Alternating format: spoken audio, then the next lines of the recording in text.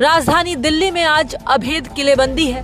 जंतर मंतर से लेकर संसद भवन तक सिर्फ खाकी और पैरामिलिट्री जवानों का पहरा नजर आ रहा है। मौका है संसद के मॉनसून सत्र की शुरुआत का और चुनौती है कॉकरोच जनता पार्टी का चलो संसद मार्च। नीट पेपर लीक में धांधली के खिलाफ देश भर से आए छात्र और युवा दिल्ली की सड़कों पर उतर आए हैं, लेकिन पुलिस ने भी साफ कर दिया है कि बिना इजाजत एक कदम भी आगे बढ़ाया तो सीधे सबक सिखाया जाएगा। 19 जुलाई की ढलती शाम के साथ ही देश के अलग अलग कोनों से प्रतियोगी परीक्षाओं के अभ्यर्थी, उनके पेरेंट्स और युवा जंतर मंतर पर जुटने लगे थे।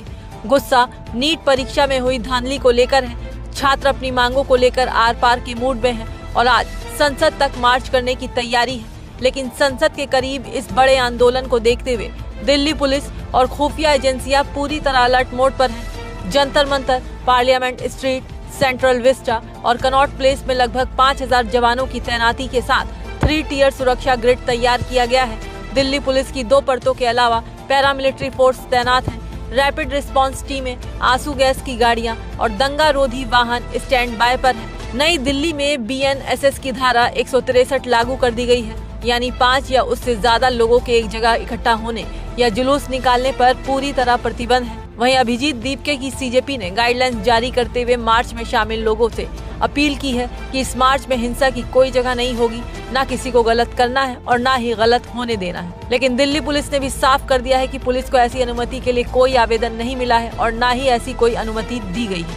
In view of reports of proposed march to Parliament by Cockroach Janata Party on 20th July, it is categorically clarified that no such application for permission has been received or given to Delhi Police, or no such permission has been granted.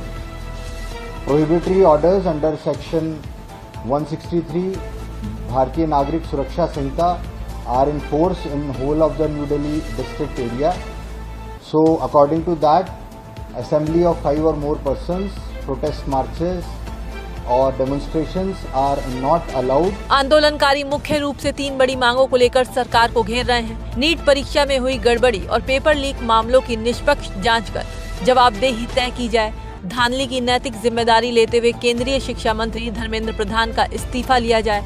बढ़ती बेरोजगारी और सरकारी भर्ती परिणामों में सालों की देरी पर सरकार तुरंत ठोस नीति लाए। तो संसद के अंदर मॉनसून सत्र में जहां विपक्ष हंगामे की तैयारी में है, वहीं सड़कों पर छात्रों और युवाओं का ये आक्रोश पुलिस की सख्त किलेबंदी के आमने सामने है। पुलिस का कहना है कि कानून तोड़ने वालों को बख्शा नहीं जाएगा, जबकि प्रदर्शनकारी संसद तक अपनी आवाज पहुंचाने पर अड़े हैं।